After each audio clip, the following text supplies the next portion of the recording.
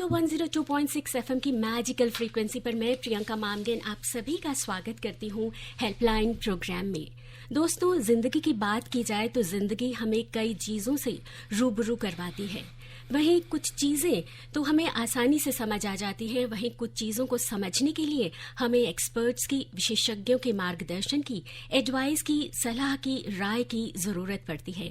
और आज helpline programme में हम चाइल्ड राइट्स की बात करेंगे, बच्चों के अधिकारों की बात करेंगे और बच्चों के अधिकारों को समझने, जानने की कोशिश करेंगे। और चाइल्ड राइट्स विषय की बहुत सारी जानकारियों के साथ आज हमारे साथ हैं विषय के expert doctor Priyank Kanoongo, chairperson NCPCR, national commission for protection of child rights, राष्ट्रीय बाल अधिकार संरक्षण आयोग।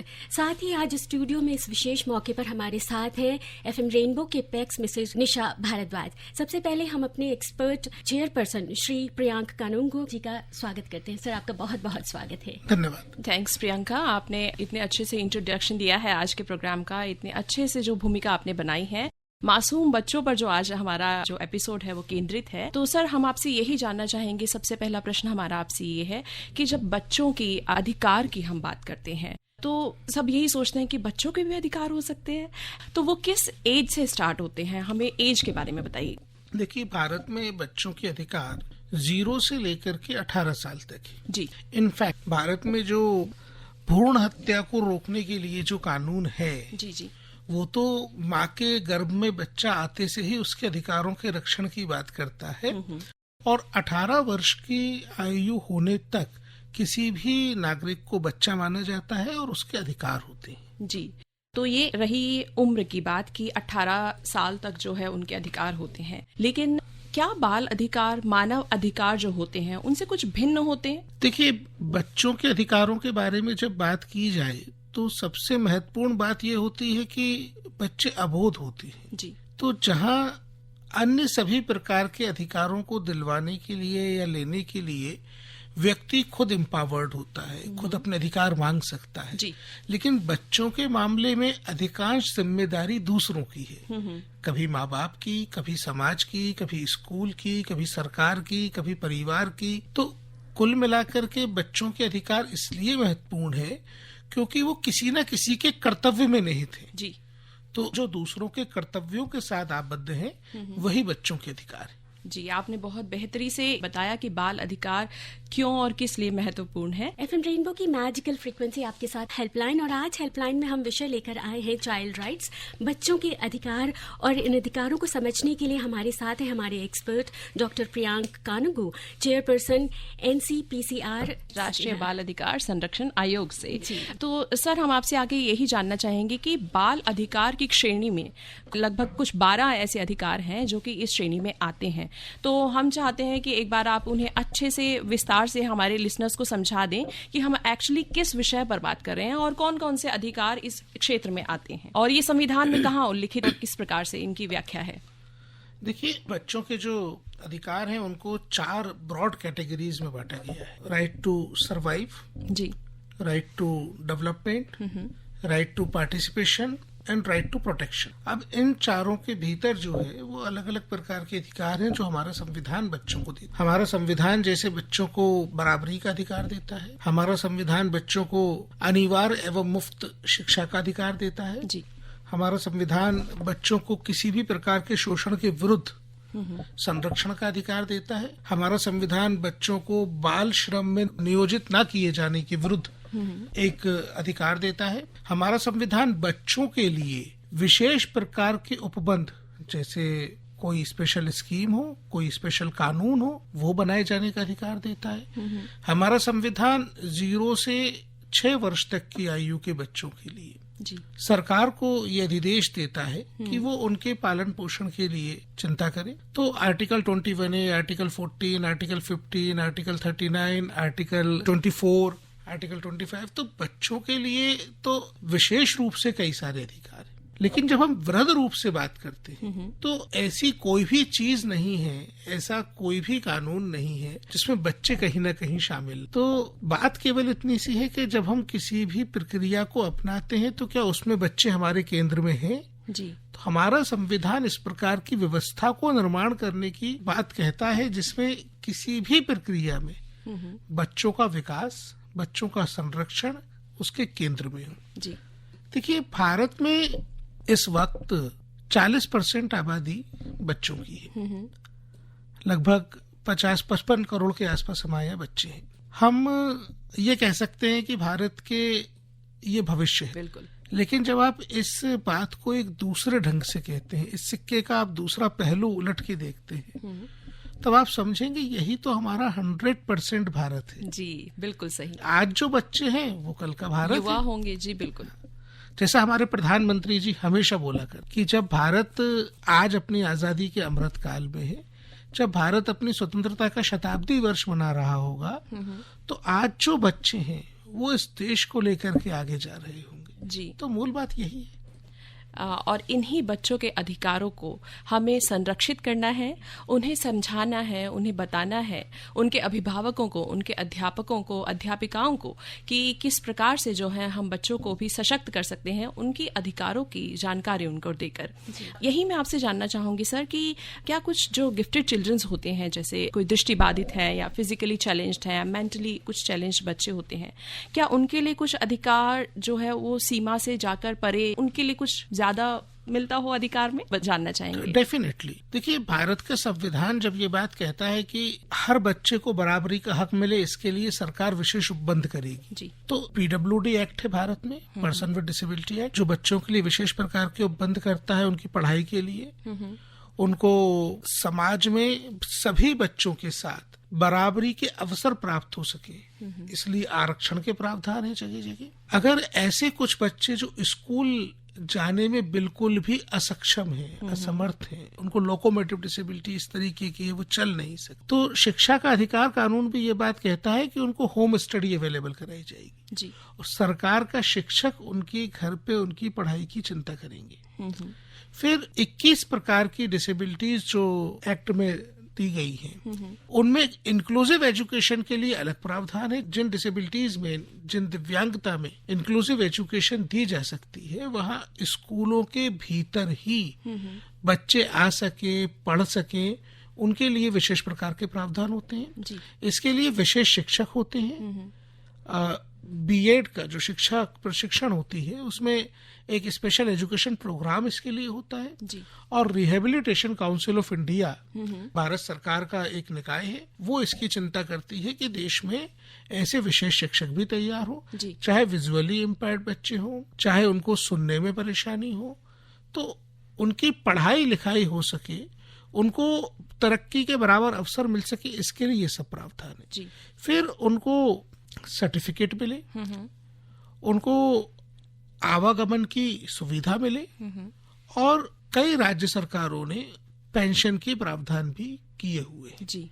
स्कॉलरशिप्स के प्रावधान है। तो अगर किसी भी प्रकार की स्पेशल एबिलिटी बच्चों को है, कोई दिव्यांगता है, तो न केवल कानूनी रूप से बल्कि योजनाओं के रूप से, और अब तो एक बहुत अच्छा काम भारत सरकार ने किया है, सारे के सारे डिसेबिलिटी सर्टिफिकेट्स को आधार से लिंक करने का काम किया जा रहा है। एक विशेष पोर्टल बनाया जा रहा है। पोर्टल इसलिए कि सभी योजनाओं का लाभ मिल सके।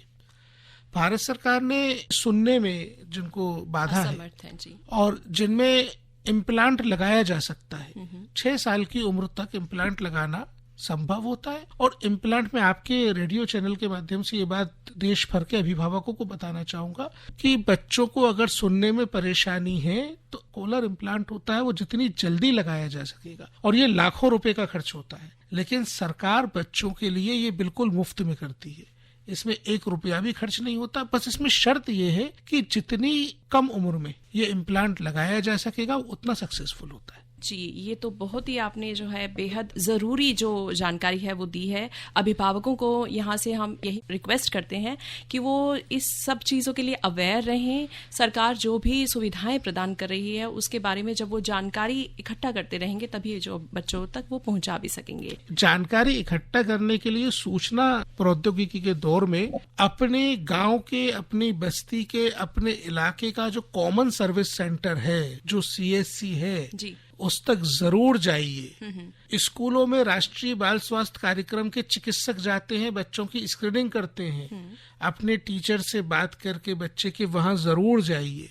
आंगनवाड़ी के माध्यम से इन योजनाओं के बारे में जाना जा सकता है और बच्चों की वेलबींग इंश्योर करने के लिए आंगनवाड़ी के माध्यम से विभागों तक पहुंचा जा सकता है। जी। मेरा सभी से अनुरोध है आपके कार्यक्रम के माध्यम से कि ऐसे बच्चे जिनको मदद की आवश्यकता है अपनी आंगनवाड़ी के माध्यम से, अपने स्कूल के माध्यम से, अपने कॉमन सर्विस सेंटर के माध्यम से जरूर अपनी बात पहुंचाएं। जी, और मैं यही आपसे ये भी जानना चाहूंगी कि यदि वो इन माध्यमों से ऊपर उठकर या एनसीपीसीआर अगर उन्हें कोई ऐसी हेल्पलाइन या टोल फ्री नंबर हो उनका, तो वो अगर आप बता सकें। देखिए, राष्ट्रीय बाल अधिकार संरक्षण आयोग भारत सरकार का एक निकाय है जी। जिसका काम ही केवल बच्चों की शिकायत सुनना है। जी जी। तो बच्चों की शिकायत सुनने के लिए हमारा जो पोर्टल है वो ई बाल निदान www.ebalnidan.nic.in है। मेरा खुद का ईमेल आईडी मैं यहाँ पे सभी श्रोताओं के साथ साझा करना चाहूंगा, cp.ncpcr@nic.in। हमारी वेबसाइट है www.ncpcr.gov.in। तो इन माध्यमों से प्लीज हमसे संपर्क करिए। और मनोहर लाल गांधी चाणक्य चौक गाजियाबाद से लिखते हैं कि कई स्कूलों में बच्चों को खाना दिया जाता है और बच्चों को लो स्टैंडर्ड का खाना मिलता है, बच्चे बीमार हो जाते हैं या स्कूल में दुर्घटनाग्रस्त हो जाते हैं खेलते हुए, या वैसे ही चोट लग जाती है। तो ऐसे मामलों में बच्चों के क्या अधिकार हैं और स्कूल की क्या जिम्मेदारी रहती है? देखिए, भारत सरकार का जो मध्याह्न भोजन कार्यक्रम है वो बच्चों को एक अच्छी क्वालिटी का पोषण युक्त सुस्वादु भोजन उपलब्ध कराने के लिए प्रावधान करता है। अब इसके इम्प्लीमेंटेशन में कहीं भी कोई प्रॉब्लम है और जिले के अधिकारी या ब्लॉक के अधिकारी या स्कूल के शिक्षक इस शिकायत पे कार्रवाई नहीं कर रहे हैं, तो जो मैंने ईमेल आईडी बताई, जो वेबसाइट बताई, कृपया करके उस पर शिकायत दर्ज कराइए।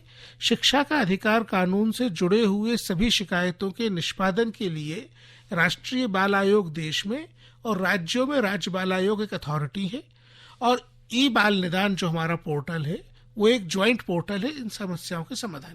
हर साल 14 से लेकर 20 जनवरी तक बच्चों के अधिकारों, चाइल्ड राइट्स के प्रति जागरूकता बढ़ाने के लिए अंतर्राष्ट्रीय बाल अधिकार सप्ताह मनाया जाता है। वहीं हम अपने देश भारत की बात करें तो 20 नवंबर को हम भी बाल अधिकार दिवस मनाते हैं। बच्चे जहां परिवार के साथ साथ समाज और राष्ट्र की संपत्ति होते हैं, वहीं बच्चे जो आज बच्चे हैं वो कल देश का भविष्य बनेंगे। और क्या क्या अधिकार हैं बच्चों के पास, आज हम इन्हीं सब बातों पर बात कर रहे हैं। और हमारे साथ हैं श्री प्रियांक कनगू, चेयरपर्सन राष्ट्रीय बाल अधिकार संरक्षण आयोग, और साथ ही हमारे साथ हैं एफएम रेनबो के पैक्स मिसेस निशा भारद्वाज। जी प्रियंका, तो सर मैं यहाँ आपसे जानना चाहूंगी, जब हम अधिकारों की बात कर रहे हैं बच्चों की, तो किस एज से एक बच्चे को पता चलता है कि हाँ मेरे पास कुछ राइट्स हैं, या हम किस एज से सेंसिटाइज करना उसे शुरू कर सकते हैं कि आपके ये राइट्स हैं और आप इन्हें इस तरीके से एक्सरसाइज कर सकते हैं, मतलब सजगता किस प्रकार से? देखिए, आज जिस तरीके के दौर में हम लोग गुजर रहे हैं जी, बच्चों को उनके अधिकारों के बारे में हमको बहुत जल्दी बताना पड़ रहा है। खासतौर पे जिस तरीके के अपराध बच्चों के विरुद्ध घटित हो रहे हैं जी, खासतौर पे जिस तरीके के यौन अपराध बच्चों के विरुद्ध घटित हो रहे हैं जी, तो अब तो सेंसिटाइजेशन के लिए कोई उम्र की सीमा बची ही नहीं है। जैसे ही बच्चों को समझ आए, जैसे ही हमको घर में ऐसा लगता है कि बच्चे जिन बातों को जिस तरीके से समझ सकते हैं, खासतौर पे गुड टच बैड टच के बारे में, जी जी, बच्चों को ये बताना कि उनका शरीर उनका खुद का है, इस पे केवल उनका अधिकार है, किसी और का नहीं, ये हमको जितनी जल्दी हो सके उतनी जल्दी करना। बच्चों का शिक्षा का अधिकार 6 साल की आयु से शुरू होता है जी। बच्चे अपने शैशव काल से ही बाल श्रम के प्रति पूरी तरह संरक्षित होते हैं। बच्चों का पोषण का अधिकार जन्म के साथ शुरू होता है। तो बच्चे जैसे जैसे बड़े होते जाए, उनके जो अधिकारों के संरक्षण के दृष्टिकोण से विषय सामने आते जाए, उन्हें तत्काल बताते रहना चाहिए। इस विषय पर जब सजगता की बात हो रही है तो माता पिता की जो जिम्मेदारी है, जो उनकी भूमिका है, और अध्यापिकाओं की भी, अगर वो स्कूल में पढ़ रहे हैं बच्चे, तो बहुत बढ़ जाती है। तो ऐसे में आप माता पिताओं और अध्यापिकाओं को क्या बताएंगे कि किस तरीके से वो सजगता ला सकते हैं बच्चों में? देखिए, माता पिता पर ही बच्चों का सबसे ज्यादा विश्वास होता है और माता पिता की ही ये सबसे पहली जिम्मेदारी होती है कि बच्चों को एक अच्छा वातावरण। तो जरूरी हो जाता है कि किसी भी उम्र के बच्चे हों, माता पिता उनके साथ दोस्ती का व्यवहार करें, उनसे बातचीत करें, उनसे पूछें, उनको बताएं, डांटे डपटने के बजाय उनसे एक दोस्ती का रिश्ता अगर कायम करके समझाइश का एक अंडरस्टैंडिंग, अगर इस तरीके की समझ डेवलप होती है बच्चे के साथ, एक वातावरण घर में अच्छा होता है, तो निश्चित रूप से बच्चे अपने साथ होने वाली हर घटना दुर्घटना के बारे में जानकारियां शेयर करते हैं। देखिए, हमारे पास ऐसे हजारों केसेस हैं जहां बच्चे अपने साथ होने वाली दुर्घटनाओं के बारे में किसी को बता नहीं पाते। तो जो फर्स्ट पॉइंट ऑफ कांटेक्ट बच्चे का वो माँ है, उनके पिता है। तो माता पिता का बच्चों के बीच में विश्वास होना चाहिए कि अगर हम अपने पिता को, माँ को कुछ बात बताएंगे तो हमको डांट नहीं पड़ेगी, हमारी कोई भी गलती नहीं है। बच्चे यौन शोषण के मामलों में खास तौर पे ये सोच के कुछ नहीं बोलते हैं कि ये तो मेरी गलती से अगर हुआ है तो।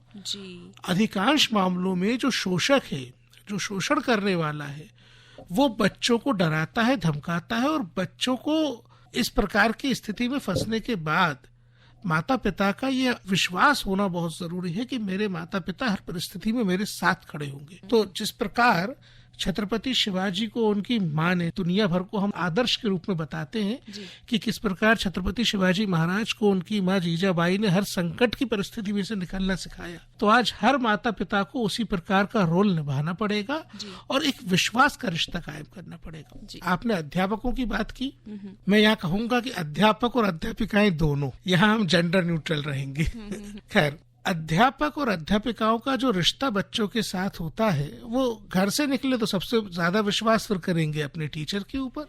तो अगर वो बात, अगर घर में ही किसी ने उनका शोषण किया है या घर में ही किसी ने उनके साथ दुर्व्यवहार किया है, तो वो टीचर को बता सके। टीचर का ऊपर इतना विश्वास बच्चों का होना चाहिए, और ये 1-to-1 रिलेशनशिप है। जैसे माता पिता घर में बच्चों का विश्वास अर्जित करेंगे, वैसे ही टीचर्स को उनके साथ एक संवाद का सेतु बनाना पड़ेगा, जिसके माध्यम से बच्चे सभी बातें शेयर कर सके। यहाँ सबसे बड़ी दिक्कत ये हुई है, खासतौर पे हम जब थोड़ी सी बड़ी एज में जाते हैं, 7-8 साल 9 साल, और जैसे बच्चा मोबाइल के संपर्क में आया, और उसके बाद आज की दुनिया का सबसे बड़ा दैत्य जो सोशल मीडिया है, उसके संपर्क में जैसे ही बच्चा आया, तो जरूरी हो जाता है कि संवाद का सेतु टीचर से और घर में, परिवार में बना रहे। आजकल बच्चे साइलोज में जा रहे हैं, बच्चे अपनी गुमनामी में हैं, गुमसुम हैं, तो वहाँ बातचीत बच्चों से होना बेहद जरूरी। जब बात चल रही है यौन शोषण की, तो protection of children from sexual offences जो पोक्सो एक्ट है,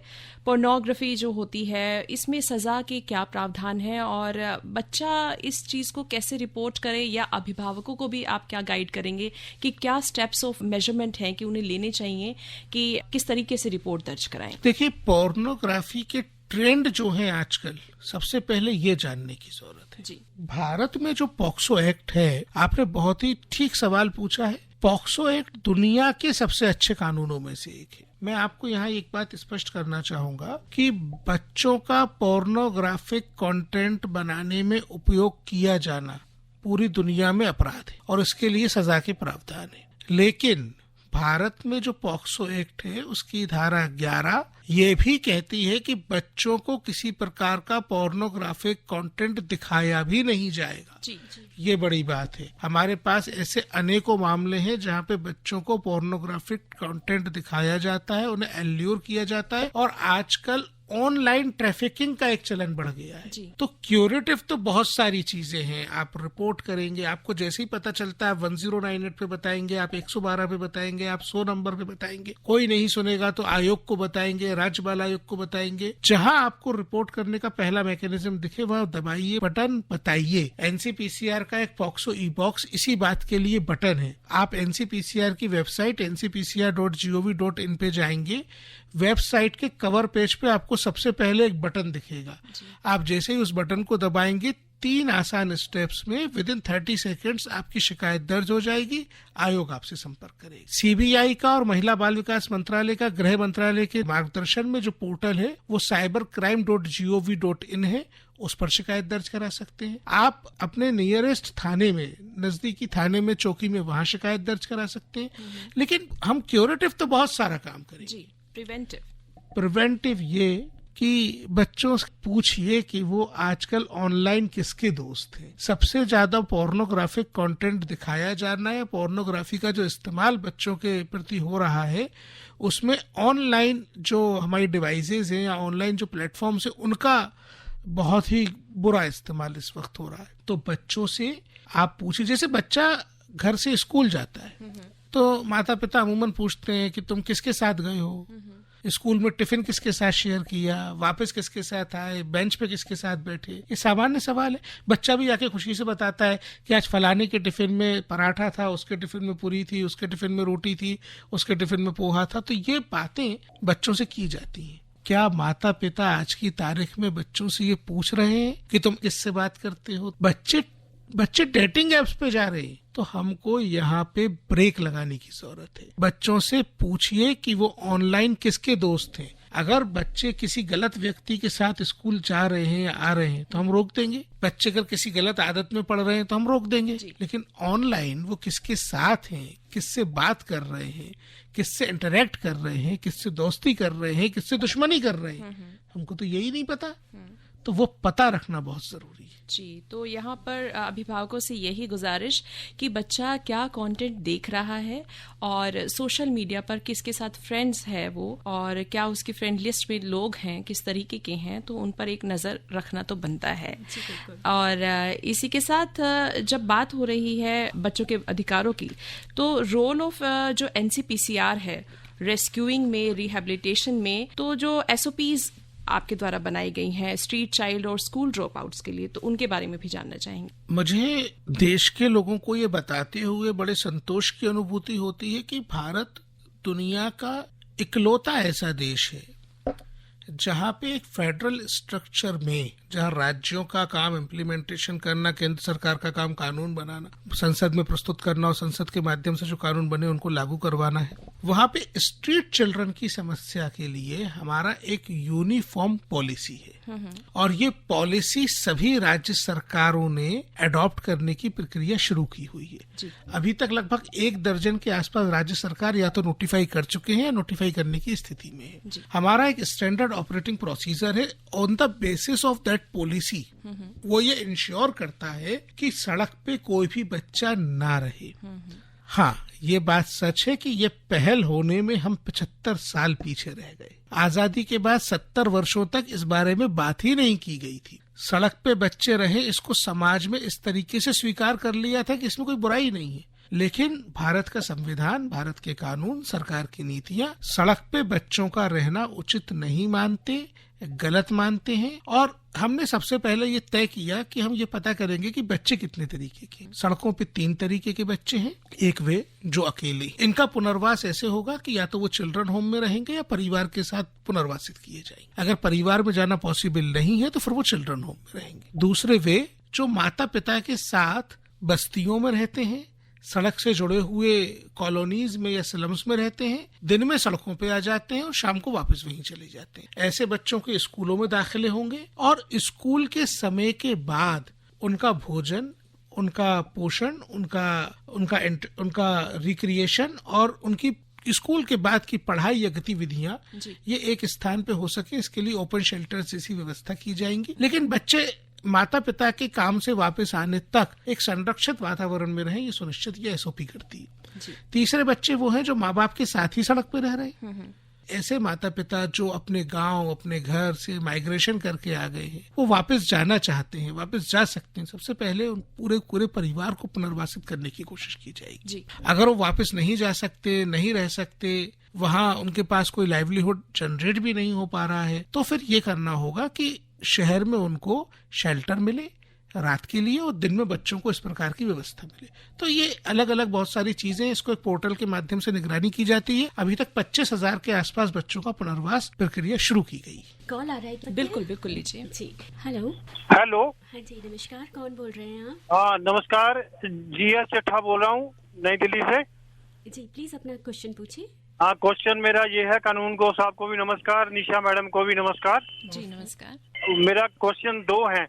एक क्वेश्चन ये है कि एक फ्री लीगल एड मिलती है, तो किस एज के बच्चों को फ्री लीगल एड दी जाती है? दूसरा, जब मदर फादर में सेपरेशन हो जाता है तो उनका अधिकार किसके साथ रहता है, मदर के साथ या फादर के साथ? देखिए, लीगल एड तो भारत के प्रत्येक नागरिक का अधिकार है, चाहे बच्चा हो या बड़ा। तो उसको बिल्कुल शुरुआत से ही लीगल एड मिलेगी, जब उसको आवश्यकता होगी तब मिलेगी। और माता पिता दोनों में झगड़ा नहीं होना चाहिए।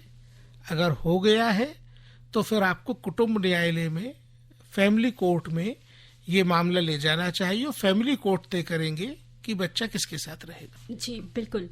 और इसी के साथ सर हम आपसे जानना चाहेंगे कि जो गाइडलाइंस हैं कि बच्चे किस तरीके से टीवी सीरियल्स, रियलिटी शोज और एडवर्टीजमेंट्स में जो आजकल आ रहे हैं, तो वहां पर बच्चों को किस तरीके से उनके अधिकारों का संरक्षण किया जा सकता है?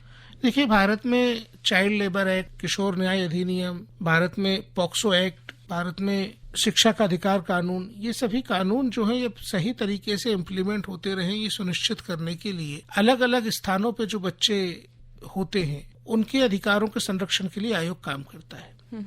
तो फिल्म इंडस्ट्री में या एंटरटेनमेंट इंडस्ट्री में, एडवर्टीजमेंट में जो सवाल आपका है, वहाँ 2011 में आयोग ने गाइडलाइन बनाई थी जो अभी तक प्रभावी थी। लेकिन हाल के दिनों में prohibition of child labour act में या जेजे एक्ट में, पॉक्सो एक्ट में कई सारे परिवर्तन हुए।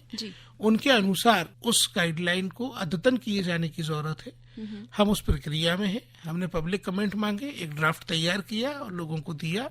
हमको लगता है हम बहुत जल्द ही नई गाइडलाइन जारी कर दी। आज हम बात कर रहे हैं बाल अधिकारों के बारे में और आज हमारे साथ एक्सपर्ट जो मौजूद हैं स्टूडियो में, श्री प्रियांक कानूनगो, चेयरपर्सन है national commission for protection of child rights से। सर, आपने एक पहल शुरू की है परीक्षा पर्व 5.0 पर चाइल्ड राइट्स चैंपियन, उसके बारे में बताइए। देखिए, 2 अलग अलग कार्यक्रम है आयोग के। परीक्षा पर्व हम लोग सेलिब्रेट करते हैं प्रधानमंत्री जी के परीक्षा पे चर्चा कार्यक्रम से प्रेरित होके। जब देश के प्रधानमंत्री बच्चों को किसी भी प्रकार के एग्जाम स्ट्रेस से निकालने के लिए खुद पहल करते हैं, तो ये देश के प्रत्येक नागरिक का कर्तव्य हो जाता है कि बच्चों को एग्जाम के दौरान उत्सव का वातावरण मिले, वो हम सबकी जिम्मेदारी हो जाती है। इसलिए हम एक परीक्षा पर्व सेलिब्रेट करते हैं, इंस्पायर्ड फ्रॉम परीक्षा पे चर्चा, और इसमें अलग अलग एक्सपर्ट्स बच्चों से बात करते हैं। टीचर्स को हम सेंसिटाइज करते हैं, हम हेड ऑफ द स्कूल्स को सेंसिटाइज करते हैं। दूसरा, चाइल्ड राइट्स चैंपियन जो है वो वेबसाइट पर एक लिंक है। जो बच्चे अपना अधिकार जानना चाहते हैं, अपने बारे में समझना चाहते हैं, सभी श्रोताओं से अनुरोध है कि अपने बच्चों को उनके अधिकारों के बारे में बताने के लिए इस चाइल्ड राइट्स चैंपियन क्विज में पार्टिसिपेट करवाइए। 10 सवाल उनके पास आएंगे और 10 सवालों के उत्तर देने पर उनको एक सर्टिफिकेट मिलेगा, और अगर उत्तर गलत है तो सही उत्तर भी उनको बताए जाएंगे, और ये सर्टिफिकेट उनको उस दिशा में ले जाएगा कि बच्चे अपने अधिकारों को जान रहे हैं। तो सभी अभिभावकों से गुजारिश है कि वो इस प्रश्नोत्तरी में जरूर भाग लें, ताकि न केवल बच्चों का ज्ञान बढ़े बल्कि उन्हें सर्टिफिकेट मिलेगा तो उनका उत्साहवर्धन भी होगा। ये एनसीपीसीआर की वेबसाइट पर है, www.ncpcr.gov.in पे चाइल्ड राइट्स चैंपियन। जी सर, मैं यहाँ पे आपसे ये जानना चाहूंगी, अभी तक हम बाल अधिकारों के बारे में बात कर रहे हैं। अधिकारों से सशक्त होकर या कभी कभार दिशाहीन होकर कुछ बच्चों से कुछ अपराध भी हो जाते हैं। ऐसे में उन्हें बाल सुधार गृह में भेजा जाता है या कोई बच्चों की जेल भी होती है। उचित संज्ञा क्या होगी इसके बारे में? इसके अलावा वहां पर कुछ देखा जाता है कि बच्चों के अधिकारों का हनन भी होते हुए देखा गया है, तो उसके बारे में आप क्या कहेंगे? देखिए, जो बच्चे किसी कारण कानून के संपर्क में आए और वो कानून उनसे टूट गया, उनको विधि बाधित बच्चे कहा जाता है। Children in conflict with law, उन्हें अपराधी नहीं कहा जाता। इसी प्रकार उन बच्चों को कुछ समय के लिए अगर ऐसा लगता है कि ऑब्जर्व करने की जरूरत है, निगरानी में रखने की जरूरत है, तो उन्हें निगरानी गृह या ऑब्जर्वेशन होम में रखा जाता है, वो जेल नहीं होती। फिर अगर उनको कानून ये पाता है कि इसमें उनको कुछ दिन तक एक ऐसे कार्यक्रम में जाने की जरूरत है कि वो समाज में सीधे रिहेबिलिटेट या इंटीग्रेट नहीं हो पा रहे हैं जी। तो वो साल जो उनके, जिसको आम भाषा में कन्विक्शन कहा जाएगा पर यहाँ उसको वो सुधार का पीरियड कहा जाएगा, उसमें उनको एक स्पेशल होम में एक इस तरीके की फैसिलिटी में रखा जाएगा जहां से उनको रिहेबिलिटेशन के सारे अवसर मिले। इन बच्चों का कोई रिकॉर्ड नहीं होता। अगर ये बच्चे समाज में जब रिहेबिलिटेट होते हैं तो इनका कोई पूर्व रिकॉर्ड उनका पीछा नहीं करता। जी। तो पुरानी सभी बुरी स्मृतियों को डिलीट करने का काम इस प्रोसेस में किया जाता है। ना केवल रिकॉर्ड को डिलीट करने का बल्कि बच्चे के मन से भी वो सारे बुरे प्रभाव खत्म करने का। और इस दौरान बच्चे के सभी अधिकार उसी प्रकार संरक्षित होते हैं जिस प्रकार घर में या चिल्ड्रन होम में या कहीं भी बच्चे के जो अधिकार है वो सभी बच्चे के अधिकार संरक्षित होते हैं। जी। बहुत ही छोटी उम्र में हम देखते हैं कि प्ले स्कूल खुले हुए हैं, बच्चों को हम बाहर भेज रहे हैं, बड़ा डर भी लगता है अपने नन्हे नन्हे बच्चों को बाहर भेजने में। ऐसे में आपसे जानना चाहेंगे कि गाइडलाइंस क्या है प्राइवेट प्ले स्कूल्स के लिए या स्कूल्स इन जनरल, और साथ ही जो स्कूल बैग्स का वजन घटाने पर जो एनसीपीसीआर की जो पहल है, इन दोनों ही बातों पर हम जानना चाहेंगे। देखिए, प्ले स्कूल्स में 3 साल की उम्र के पहले किसी बच्चे का दाखिला नहीं होना चाहिए। अगर बच्चे की चलना सीखने की उम्र में, उसकी उंगलियों के शुरुआती विकास की उम्र में आप उसके हाथ में पेन पकड़ा के उससे बोलते हैं कि ABCD लिखो, तो ये पाप है। ये केवल बच्चे पे जुल्म नहीं है, ये तो भगवान की बनाई दुनिया में एक बच्चे के साथ किया जाने वाला पाप है, और ये पाप तो बहुत गलत है। तो 3 साल की आयु के पहले बच्चों को किसी भी प्रकार के स्कूलिंग में मत डालिए। बच्चे आपके हैं, 2 काम मत करिए। बच्चों की शैतानियों से, बच्चों की कौतूहल से, बच्चों की नादानियों से पीछा छुड़ाने के लिए उनको स्कूल मत भेजिए। वो बैठना सीख जाएंगे, वो डिसिप्लिन में आ जाएंगे। अरे भाई, बच्चे पैदा किए हैं, वो थोड़ा इनडिसिप्लिन रहेंगे, इसका आनंद लीजिए। ये आपको कभी और देखने को नहीं मिलेगा। ये बच्चे एक बार बड़े हो जाएंगे तो आप तरसेंगे कि बच्चे बात कर लें आपसे। इसलिए 3 साल के पहले वहां नहीं। और स्कूल में बच्चों की वजन के अनुपात में कितना वजन होना चाहिए एनसीईआरटी ने इनकॉर्पोरेट कर लिया है। इससे संबंधित शिकायतें हम सुनते हैं, उनका निराकरण करते हैं। जी। प्रियांक जी, आपने आज हमें इतनी महत्वपूर्ण जानकारियों से जो है अवगत कराया, और जैसा कि आपका आदर्श वाक्य है भविष्यो रक्षति रक्षतः, तो उसको साकार किया आपने और हमें बताया भी। इस तमाम जानकारी के लिए हम आपका धन्यवाद करते हैं कि आप स्टूडियो में आए। मैं और प्रियंका लेते हैं इजाजत। नमस्कार। Thank you. धन्यवाद।